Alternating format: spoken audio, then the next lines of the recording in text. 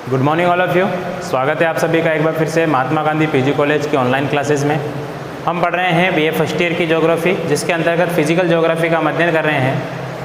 Physical geography के अंतर्गत पिछली क्लास में हमने देख लिया था डेविस महोदय का आवर्धन चक्र, उसकी कुछ आलोचनाएँ और पक्ष में प्रमाण, साथ ही साथ उसकी संकल्पना को हम पूर्ण रूप से पढ़ चुके हैं।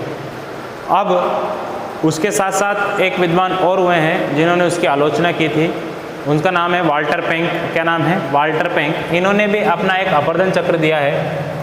वाल्टर पेंक इन्होंने अपना जो आवर्धन चक्र दिया है, उस आवर्धन चक्र का नाम रखा है भू आकृतिक आवर्धन चक्र।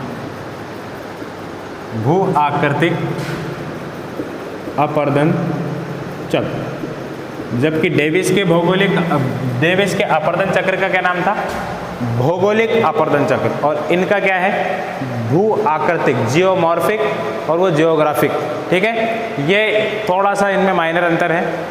उसने क्या कहा था डेविस ने कि स्थलाकृतियाँ संरचना, प्रक्रम और अवस्था का परिणाम होती है, जबकि इसने क्या बोला है कि स्थलाकृतियाँ, देखिए आप मेरे वीडियो के माध्यम से नोट्स तो बना सकते हैं, अच्छी बात है, लेकिन इस वीडियो को आप समझने की ज़्यादा कोशिश करें। मैं आपको नोट्स इसी वीडियो के माध्यम से बीच बीच में जो है कॉपी के पेज या कहते हैं नोट्स के पेज इसमें चस्पा कर दूंगा मैं, ताकि आप वहाँ से लिख सको।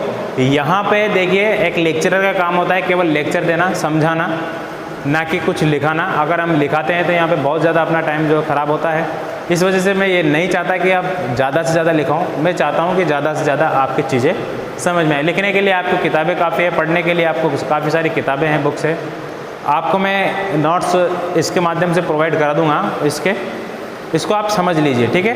बहुत आसान है, बहुत ज़्यादा मुश्किल नहीं है, उससे भी ज़्यादा आसान है। देखिए इसने क्या कहा, स्थलाकृतियाँ जो है वो उत्थान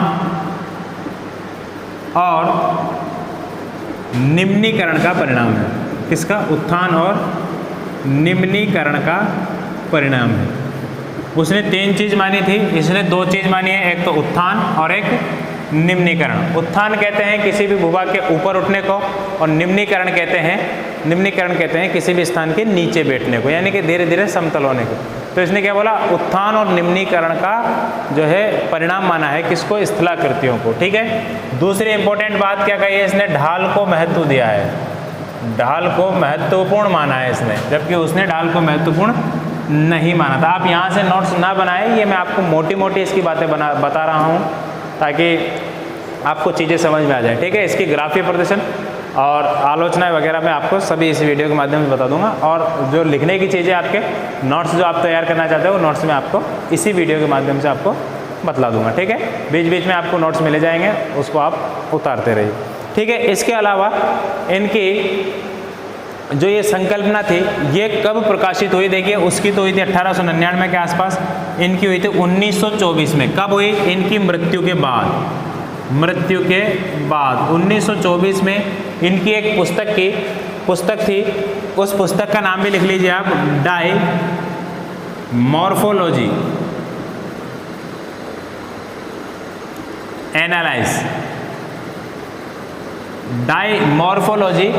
एनालाइज इनकी पुस्तक का नाम था। तो ये वाली जो पुस्तक है इनकी मृत्यु के उपरांत, ध्यान रखना ये जलवायु जो भूगोलवेत्ता जो है ये केवल 42 वर्ष के थे, और डेविस मॉरिस विलियम जो है वो उम्र दराज व्यक्ति थे, यानी कि 80-85 साल के थे वो उम्र दराज व्यक्ति थे, जबकि इनको युवा भूगोलवेत्ता माना जाता है। इन्होंने जो है डेविस के आवर्धन चक्र की खूब जमकर आलोचना की है। ठीक है ना। तो देखिए इनका जो ये आवर्धन चक्र था ये उनसे ज़्यादा लोकप्रिय हुआ, लेकिन ये अपनी संकल्पना को पूर्ण रूप से नहीं समझा सके। पूर्ण रूप से क्यों नहीं समझा सके? क्योंकि इनकी अल्पायु में ही इनकी 42 वर्ष की आयु में ही इनकी मृत्यु हो गई। तो ये अपनी संकल्पना को पूर्ण रूप से नहीं स्पष्ट कर पाए, लेकिन इन्होंने जितना स्पष्ट किया वो बहुत था। ठीक है। 1924 में इनकी मृत्यु के बाद इनकी पुस्तक डाइमॉर्फोलॉजी एनालाइज में जो है इनका वर्णन दिया गया है और उसके माध्यम से हमको ये चीज़ें पता चलती है। तो एक चीज़ और है इनकी इम्पोर्टेंट, इन्होंने जो उत्थान की भी अवस्था बतलाई है, उत्थान की भी 3 अवस्थाएं बतलाई इन्होंने, जबकि उसने अपर्दन की 3 अवस्थाएं बतलाई थी। ध्यान रखना, इन्होंने उत्थान की भी 3 अवस्थाएं बतलाई है। अब उसने जो है 3 अवस्थाएं बतलाई थी, लेकिन वो अपर्दन की अवस्थाएं थी, ये अपर्दन की अवस्थाएं भी बतलाएगा, जबकि उत्थान की कितनी अवस्थाएं बतलाई है इसने? 3। कौन कौन सी अवस्थाएं गुरुजी? देखिए, पहला है आफ़्तसी जिंडे, नाम याद कर लेना, ज़्यादा मुश्किल नहीं है। आफ़्तसी जिंडे एंटीवक्लुम, ये पहली अवस्था है। दूसरी अवस्था है ग्लीक फार्मिंग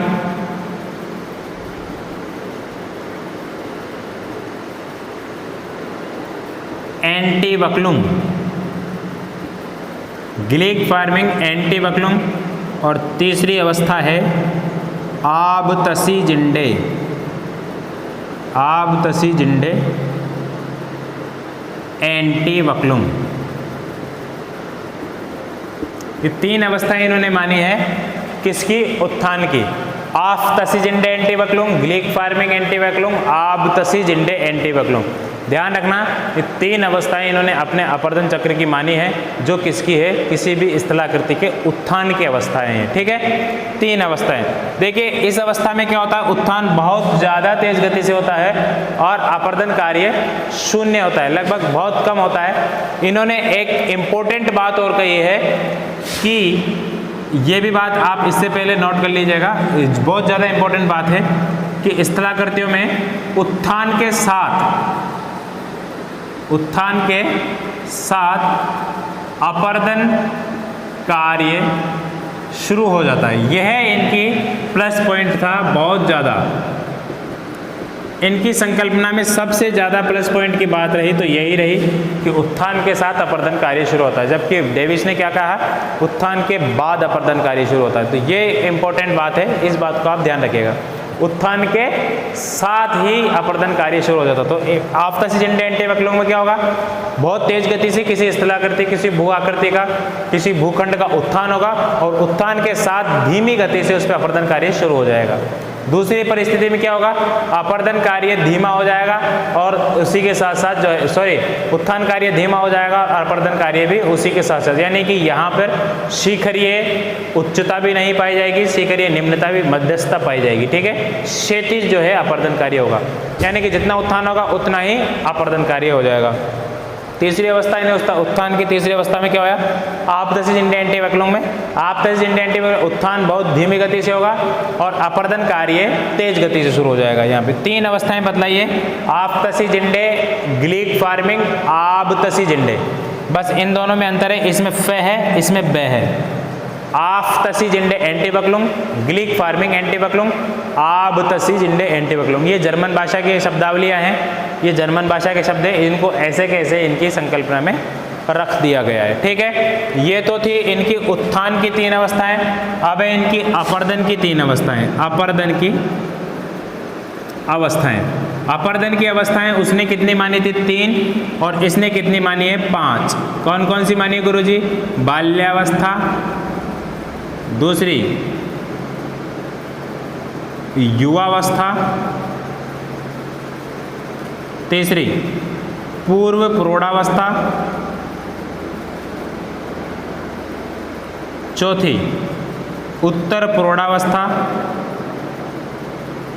और 5वीं वृद्धावस्था। ये 5 अवस्थाएं इसने किसकी मानी है? अपर्दन की। ध्यान रखना, 5 अवस्थाएं किसकी मानी है इसने?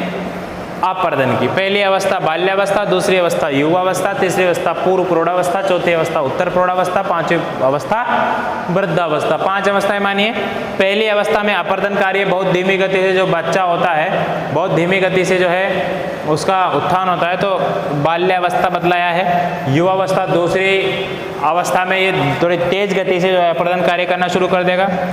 तीसरी अवस्था में पूर्व प्रौढ़ावस्था में जो है तेज गति से अपर्दन कार्य शुरू होगा, उत्तर प्रौढ़ावस्था में और तेज होगा, और वृद्धावस्था में अपर्दन कार्य बहुत ज़्यादा तेज होकर के एक संप्राय मैदान का निर्माण हो जाता है। ठीक है, और दो बात इंपॉर्टेंट आप इंपॉर्टेंट याद रखें। इन्होंने प्रारंभिक स्थलाकृति को क्या कहा है, उसने कुछ भी नाम नहीं दिया था, इसने क्या कहा है, प्रारंभिक स्थलाकृति को प्राइमा रंफ नाम दिया है। जबकि अंतिम अवस्था को, अपर्दन चक्र की अंतिम अवस्था जिसमें संप्राय मैदान का निर्माण हो जाता है, उस संप्राय मैदान को उसने क्या कहा था, उसने कहा था पेनिप्लेन, इसने कहा है एंड्रम। ये याद रखना थोड़ा सा, ठीक है। प्रारंभिक अवस्था को प्राइमरम्फ, अंतिम अवस्था को एंड्रम्फ। ये कुछ इंपॉर्टेंट बातें हैं, इन इंपॉर्टेंट बातों को आप याद रखना। बाकी इनकी जो ये अपर्दन चक्र संकल्पनाएं, इसमें और उसमें ज़्यादा कुछ डिफरेंट नहीं है। जो डिफरेंट था मैंने आपको बता दिया। उसने माना था संरचना, प्रक्रिया और अवस्था का परिणाम, इसने उत्थान और निम्नीकरण का परिणाम माना है। कौन है ये? वाल्टर पेंग। क्या नाम है इसके अपर्दन चक्र का? भूआकृतिक अपर्दन चक्र। कब दिया था? 1924 में। इनकी मृत्यु के बाद ये प्रकाशित हुआ था। इन्होंने ढाल को महत्वता दी है, जबकि उसने किसको महत्वता दी थी? ऊंचाई और समय को। ठीक है, इसके बाद इन्होंने मृत्यु के बाद इनकी डाई मॉर्फोलॉजिक एनालाइज, इनकी पुस्तकें 42 वर्ष की उम्र में इनकी मृत्यु हो गई थी, अल्पायु में। उत्थान की 3 अवस्थाएं, आप्तसिजिंडे, गिलिक फार्मिंग, आब्तसिजिंडे। अपर्दन की 5 अवस्थाएं, बाल्या, युवा, प्रौढ़ा, पूर्व प्रौढ़ा, उत्तर प्रौढ़ा और वृद्धावस्था। इसी तरीके से इन्होंने प्रारंभिक स्थलाकृति को, जो अपर्दन चक्र की पहली अवस्था है, उसको प्राइमरम, अंतिम अवस्था को क्या कहा है इन्होंने? एंड्रम। बाकी कोई इंपॉर्टेंट बात नहीं है इसमें, इतनी सी बात है। अब इतनी सी बात को हम जो है उसके माध्यम से लिख लेते हैं, ग्राफ के माध्यम से समझते हैं। ग्राफ के माध्यम से आप समझिएगा। देखिए, हम ग्राफ बनाने की कोशिश करेंगे। ग्राफ इसका बनेगा उसी की तरह, बस उसकी में 3 अवस्थाएं थी, इसमें 5 अवस्थाएं हो जाएगी। ठीक है, और उसमें ऊंचाई और समय को महत्वपूर्ण माना था, इसने काय को माना है? ऊंचाई और ढाल को महत्वपूर्ण माना है। ठीक है, बस इतनी सी बात है, ज़्यादा कुछ नहीं है इसमें।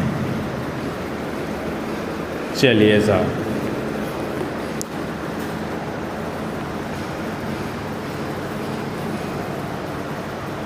लिखिए, बनाइए। ये देखिए, ये हमारा क्या बन गया? ग्राफ। ये x और ये y अक्ष है इसके। ठीक है, यहाँ इसने ऊंचाई को ऊंचाई की जगह माना है, और यहाँ पे क्या माना है इसने? ढाल। इसने ध्यान रखना, समय को महत्वता नहीं दी है, समय को इसने महत्वता नहीं दी। इसको आधार भी कह सकते हैं हम, आधार तल ढाल माना है। ठीक है, और ये ऊंचाई मानी है इसने। अब इसने 5 अवस्थाएं बतलाई है। तो पहली अवस्था में क्या होगा? पहली अवस्था में उत्थान होगा धीमी गति से, तेज गति से होगा। दूसरी अवस्था में भी होगा। तीसरी अवस्था में समतल हो जाएगा। चौथी अवस्था में ऐसा, और 5वीं अवस्था में ऐसा। ठीक है, इस तरीके से 5 अवस्था इसके हो जाएगी। कोई भी भूभाग ऊपर उठ करके समतल मैदान में बदल जाएगा।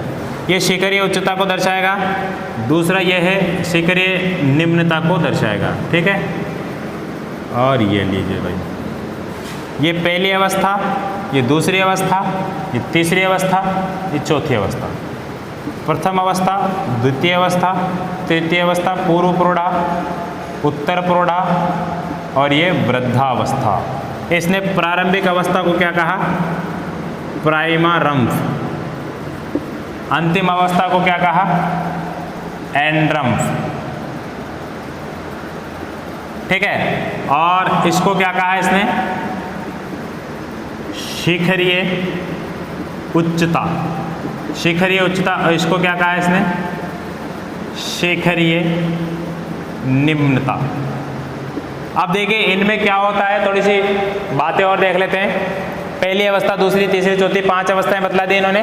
पहली अवस्था में किसी भूभाग का उत्थान होता है। पहली अवस्था में ध्यान रखना, किसी भूभाग का तेज गति से उत्थान होता है, और अपर्दन कार्य उस पर होता तो है, लेकिन बहुत धीमी गति से होता है, जिससे चौड़ी घाटियों का निर्माण, लंबी घाटियों का, गहरी घाटियों का निर्माण होता है। दूसरी अवस्था में भी उत्थान होता है, तेज गति से होता है, लेकिन अपर्दन कार्य उत्थान की अपेक्षा धीमा होता है। ठीक है। तीसरी अवस्था में क्या होता है, तीसरी अवस्था में उत्थान और अपर्दन लगभग धीरे धीरे दोनों बराबर होता है, इसमें स्वीकार्य निम्नता पाई जाती है। ठीक है। इसमें क्या होता है, इसमें अपर्दन कार्य क्षीण हो जाता है, अपर्दन कार्य तीव्र हो जाता है और उत्थान कार्य धीरे धीरे बंद होना शुरू हो जाता है। और पांचवी और अंतिम अवस्था में अपर्दन कार्य लगभग बंद हो जाता है और जो है अपर्दन कार्य लगभग बहुत ज़्यादा तेज होता है, साथ ही साथ उत्थान कार्य लगभग क्या हो जाता है, बंद। इस प्रकार बनी स्थलाकृति को इसने क्या बोला है, इस प्रकार बनी स्थलाकृति को इसने एंड्रम्फ नाम दिया है। ठीक है। इतनी बात आपके समझ में आती है, इतनी बात मेरे ख्याल से आपके समझ में आ गई होगी। ये आपको समझ में नहीं आया तो एक बार और समझिए, एक बार और समझिए। देखिए, ये इसने ढाल को और ऊंचाई को महत्वपूर्ण माना है। जैसे जैसे जो है ऊंचाई बढ़ेगी, ढाल उसी तरीके से तीव्र होता जाएगा, जैसे जैसे ऊंचाई घटेगी वैसे वैसे ढाल धीमा होता जाएगा। ये इसकी कुछ बातें थी। साथ ही साथ पहली अवस्था में क्या होगा, पहली अवस्था में होगा कि शिखरीय उच्चता वो बढ़ेगी, शिखरीय निम्नता वो घटेगी। ठीक है। यानी कि ऊंचे पर्वतों का निर्माण होगा, यानी कि उत्थान कार्य बहुत तेज गति से होगा, अपर्दन कार्य धीमी गति से होगा।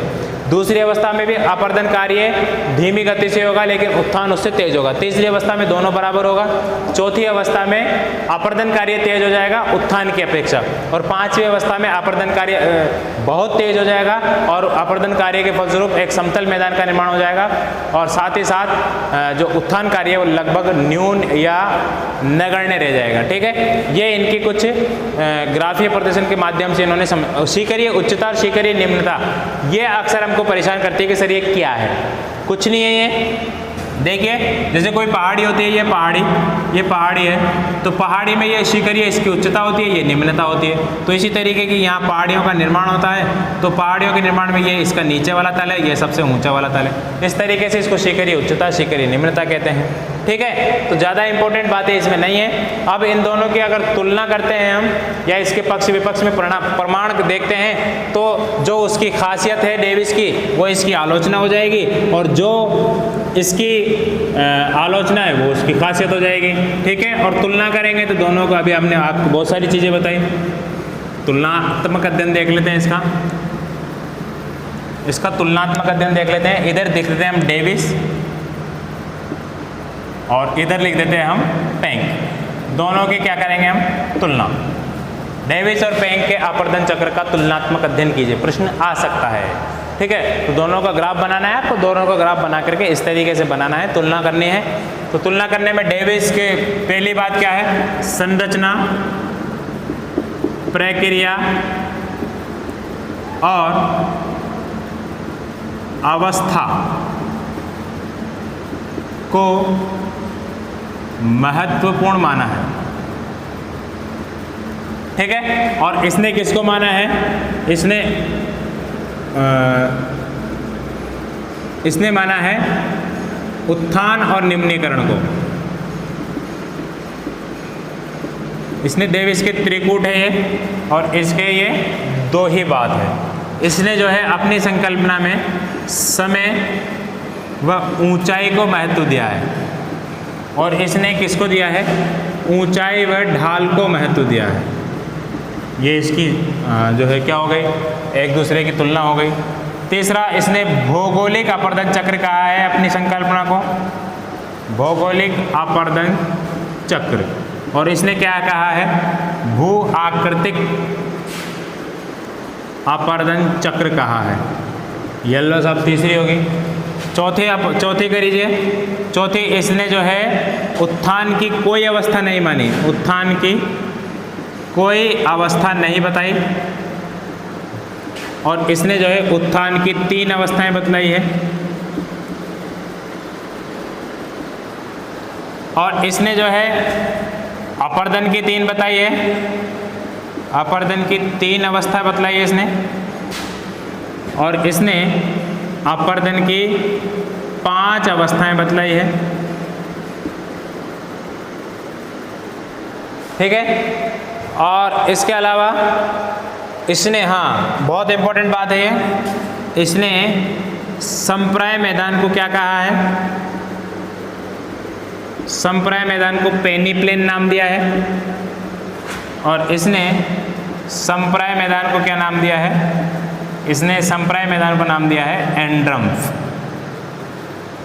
इसने जो है प्रारंभिक अवस्था को कोई नाम नहीं दिया, प्रारंभिक अवस्था, अपर्दन की प्रारंभिक अवस्था को कोई नाम नहीं दिया,